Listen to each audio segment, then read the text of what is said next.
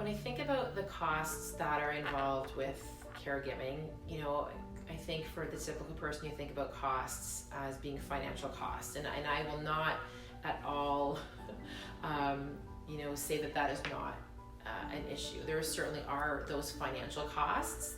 I put it in two buckets, right? So there's the financial costs, obviously, that come with caring for someone, depending on what that looks like. What's their physical abilities, what are their gross motor function like, all those sorts of things. Are there modifications that are required for your home? Are there equipment that they require? What are the interventions? What are the therapies? What are all of those sorts of things?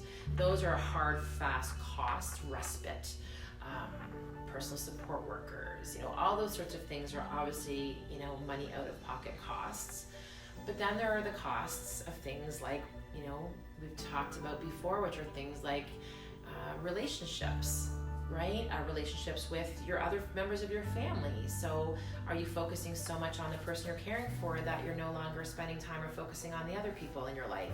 Friendships, I had to really work hard on maintaining friendships because you're tired at the end of the day and you don't want to go out, or they don't get it, but you're still your friends. You can still find common ground. I think marriages struggle. I think that's a really important piece. I know in our situation with my son, wow, that's to as a married couple, to have that sort of thrown into the mix.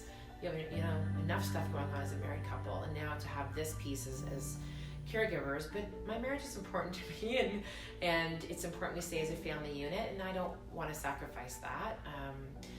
There's health costs that we've talked about. What